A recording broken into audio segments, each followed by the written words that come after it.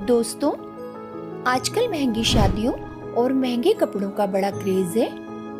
बात करते हैं हाल ही में हुई दीपिका पादुकोण और रणवीर सिंह की शादी की। दीपिका पादुकोण ने अपनी शादी में 10 लाख रुपए का लहंगा पहना था और 1 करोड़ रुपए की ज्वेलरी। बड़े बड़े गिफ्ट दीपिका पादुकोण को मिले जिनकी कीमत करोड़ों रुपयों में है तथा इनकी शादी में अरबों रुपए खर्च हुए हैं। यही नहीं, यदि हम हीरोइन सोनम कपूर की शादी की बात करें तो सोनम ने 70 लाख रुपए का केवल लहंगा अपनी शादी में पहना था और करोड़ों रुपए की ज्वेलरी। और दीपिका की तरह सोनम कपूर की शादी में भी अरबों रुपए लगे। शिल्पा शेट्टी और ऐश्वर्या राय भी इस दौड़ में पीछे नहीं है। शिल्पा ने अपनी शादी में 50 लाख रुपए का और ऐश्वर्या ने 90 लाख रुपए का केवल लहंगा पहना था। दोस्तों, इन हीरो और हीरोइनों की शादी की तामझाम को देखकर आम आदमी बहुत ज्यादा प्रभावित होता है। दोस्तों, एक प्रश्न मैं आपसे पूछना चाहती हूँ कि क्या इस तरह का दिखावा सही है? आजकल की युवा पीढ़ी अनजाने में इन हीरो और हीरोइनों को अपना आइडल मान लेती है, जिससे वो इन्हीं की तरह बनने की कोशिश करती है और परिणाम ये निकलता है कि वे अपने मार्ग से पथभ्रष्ट हो जाती हैं और इससे समाज को बहुत बड़ी हानि होती है। आइए विवाह के दूसरे पहलू पर बात करते हैं, जहां इन चकाचौंध वाली शादियों से दूर ऐसी शादियां हो रही हैं जिसमें कोई आडंबर या दिखावा नहीं है, न बैंड, न बारात और न नाच गाना, और न शादियों में होने वाला लाखों करोड़ों या अरबों रुपयों का खर्चा, न महंगे कपड़े, न महंगी ज्वेलरी, बहुत ही साधारण तरीके से। जी हाँ, मैं बात कर रही हूँ संत रामपाल जी महाराज के आदर्शों पर चलने वाले उनके शिष्यों की। आइए आपको शादी की एक झलक दिखाते हैं।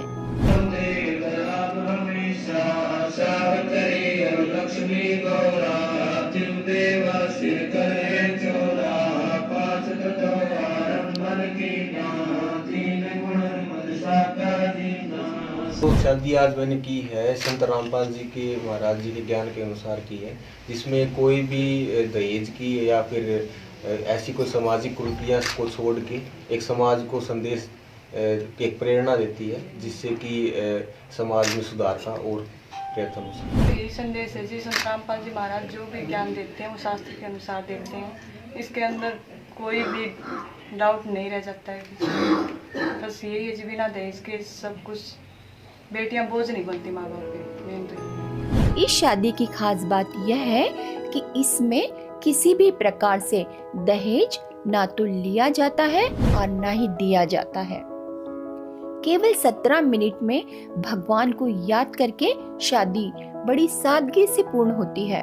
इस शादी में शराब और अन्य किसी भी नशीली वस्तु का प्रयोग नहीं किया जाता है।